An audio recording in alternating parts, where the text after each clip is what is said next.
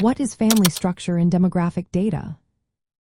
Imagine walking through a neighborhood and seeing different kinds of households, some with married couples, others with single parents, and some with young adults living with their parents. These scenes reflected the variety of family arrangements that exist across the United States.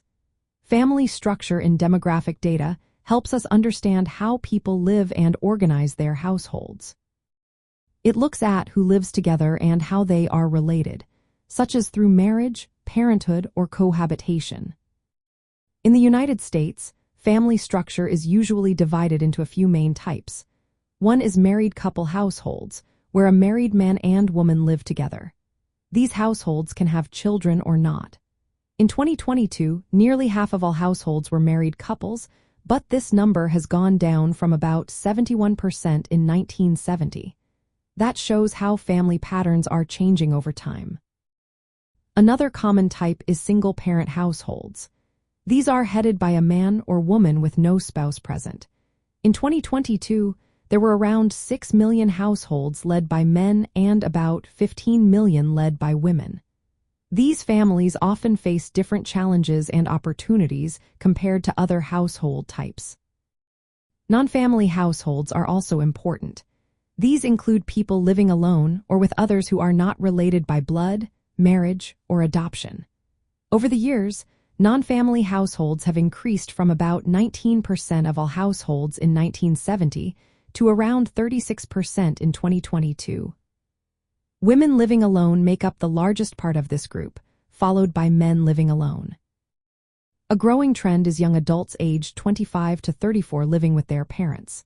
In 2023, about 18% of people in this age group were living at home. Young men are more likely to stay with their parents than young women.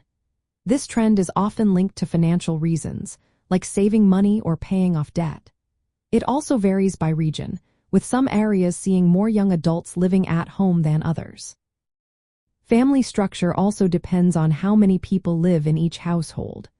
For example, households headed by Hispanic individuals tend to have more people, averaging about 3.22 persons.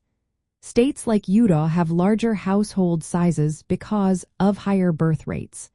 These differences tell us a lot about cultural and social trends. Changes in family structure reflected broader shifts in society.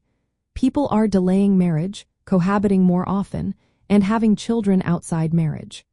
Currently, about 40% of children are born outside of marriage. Birth rates are also lower than in past decades. These shifts influence many aspects of life, from housing needs to education and healthcare.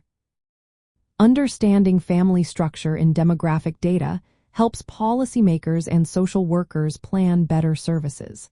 It shows us the diversity of living arrangements and how families adapt over time. Recognizing these patterns helps us see the full picture of life in the United States today.